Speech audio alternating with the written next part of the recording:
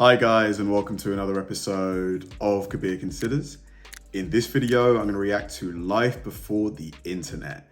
This is going to be a lot of fun. I remember I was quite a young kid when the internet first came about. I was about maybe 7 or 8. I remember when we first got those big gray monitors with the big tower as well. I remember the first website I went on was dragonballz.com to find out what happened in the next episode. But yeah, it seemed that life was maybe lighter, less serious. People definitely socialized more, I think. We played outside, regularly with our friends and stuff. I don't think that happens as much anymore. Life just felt a little bit lighter in the 90s, just for sure. And obviously in the 80s as well. I wasn't around for that, but it's going to be interesting to see how people, lived before the internet, because I can remember bits and bobs, but for people that were born in the, 50s, 60s, 70s, 80s, they had a lot more time to live and enjoy before the internet. So it's going to be quite interesting. Guys, if you enjoy my channel, definitely check out the Patreon, loads of exclusive content, full-length movie reactions, we get to chat as well. And also like the videos and subscribe to the channel, guys. It really does help me out. Let's do it. Let's go.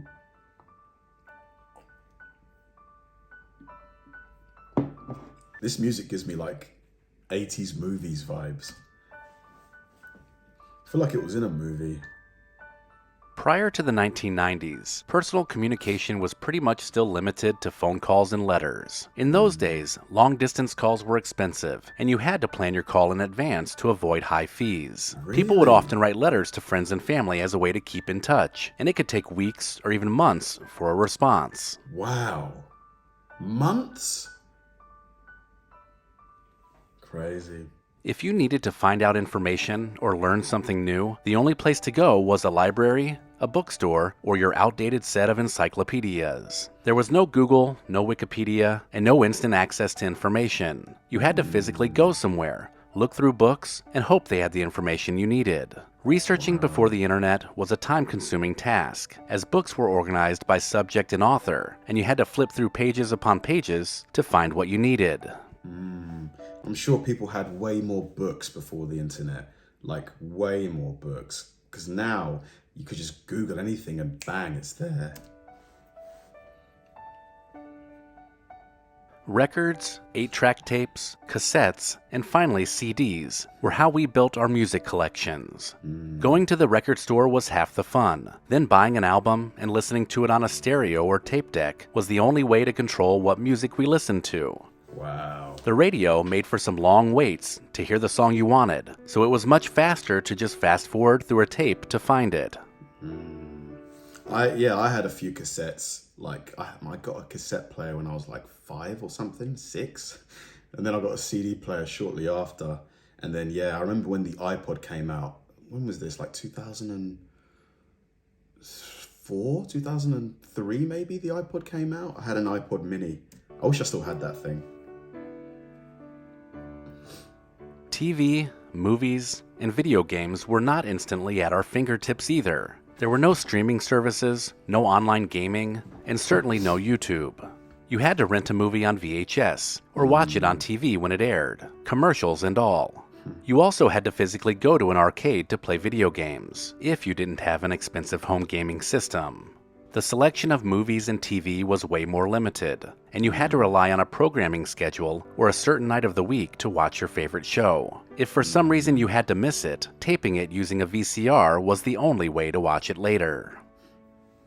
Yeah, arcades probably made things more social though. You got loads of people meeting up, talking about the games, playing the games together. Remember when you had to shop at a brick-and-mortar store? There was no Amazon, no online shopping, no home delivery, with the exception of pizza. You had to go to a store, physically look at a product, and pick it up off the shelf. If a store didn't have what you were looking for, you could go to another store, or wait until it was restocked. Shopping was a time-consuming task, which required the consumer to manually compare prices and products. I'm sure people were probably in a lot better shape back then because they had to walk around and get stuff as opposed to having everything delivered. You'd have to, because be more active.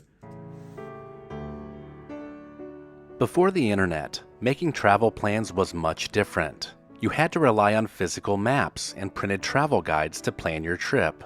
You couldn't just type in your destination and get directions. You had to physically mark your route and plan for stops along the way. Booking a trip was also a hassle, as you had to call travel agencies to make arrangements. And if you wanted to know what a location was like, you had to rely on pictures and travel brochures, or word of mouth from friends and family.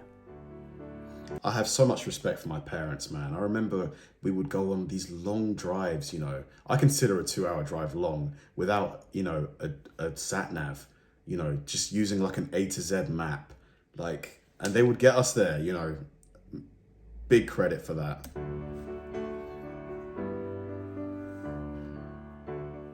The idea of a game night prior to the internet meant board games, cards, and tabletop games for entertainment. These games required face-to-face interaction to play, and sometimes it encouraged communication and teamwork, as players would strategize and work together to win. Yeah. There was no online games, so players had to actually be in the same room to play. This often led to fun and memorable moments that brought people closer together.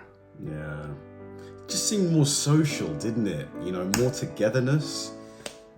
Watching movies, especially new releases, meant heading to the movie theater. The cinema experience was so special, with the sound and picture quality being the best you could get, and the smell of movie theater popcorn made these trips a blast for sure. It was magical to sit together in a dark room and be transported to another world, if only for a couple of hours. I mean, we still have movie theaters now, to be fair. But yeah, I do think back and remember watching Shrek in the cinema. Oh man, just those were the days. Cooking before the internet often meant relying on handwritten recipes, cookbooks, and word of mouth to make new dishes. People had to experiment with ingredients and rely on their own intuition to create something new. This often led to a greater appreciation of food and cooking, as people took the time to learn and understand different cooking techniques and ingredients. There was also a greater sense of community, as people would share recipes and cooking tips with each other and come together for communal meals. Just an awesome time, man. It seems like a great time to be alive, honestly. They didn't have the internet, but I think there was just more togetherness, I guess, maybe. News was completely different before the internet. People relied on nightly news, newspapers, and magazines for their daily news, as there was no 24-hour news cycle or instant access to news updates. People would have to walk to a newsstand or subscribe to a newspaper that could be delivered to their door. We would often have to wait until the next day to read the latest news, as there were no breaking news alerts or real-time updates. The news was also generally limited to a specific region or country, as international news was often reported days after the event. Personally, I think 24 hours news channels and all of these news outlets are not good for society. I don't think they are, personally. I don't think you constantly need 24 hours of bad news to be bombarded at you. I just don't think it's good for the psyche. And a lot of it is just division, isn't it? Remember when people relied on film cameras and Polaroid cameras to capture memories? Digital cameras were not widely available until the late 1990s, so this meant physically going to a store to buy film and then having the pictures developed, often waiting days or even weeks to see the final results. You also had to be careful with the number of pictures you took, as film was limited and you couldn't just delete a picture if you didn't like it. The pictures were physical prints, and people would store them in photo albums or scrapbooks to preserve the memories.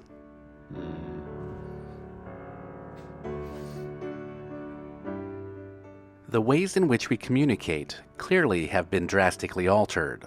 Handwriting letters or speaking to someone face-to-face has been replaced by texting. Physically writing the words or using a manual typewriter meant then using correction fluid to correct any mistakes. Yeah. This created a greater sense of craftsmanship, and it was a time when people took pride in their penmanship or the speed that they could type out a letter with few mistakes. Yeah, man. When I was in school, I remember having to write essays by hand and stuff. I think kids these days, it's all typed, isn't it? So I wonder if handwriting skills have gone down since then, like motor skills, like using the hands to do stuff.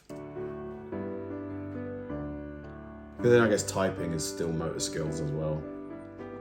Despite the limitations, life before the internet was full of fun and adventure. People made the most of what they had, and they cherished their personal connections, especially face-to-face interactions. Knowing your neighbors and actually answering the door when someone knocked was the way things were done back then.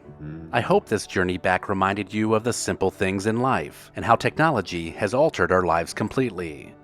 Let me know in the comments if I missed anything, and maybe even consider supporting the channel over on Patreon. Wow. Man, I don't know why, I just feel such nostalgia. Like, you know, just, I guess we all look at past, events with rose-tinted glasses. Sometimes, at the time, we probably didn't enjoy things maybe as much as we think we did. But when I think back to my childhood, maybe it's because it was my childhood and, you don't have any responsibilities and stuff like that. But yeah, I just think back to how things were, and it just seemed so simple, like more relaxed, like people were more happy, I think. Like, do you guys agree with that? Like, do you think people were happier back in the 80s and 90s? I think so. Like, the internet has brought a lot of great stuff. Like, we wouldn't be able to do this without the internet, for sure. There has been some great things coming from the internet, 100%. But I think with the good, there's always a bit of bad, but yeah, I don't know. I wish I had a time machine that I could just pop back to the 80s and 90s just for a week or two. Thanks for watching, guys, and I'll see you in the next one.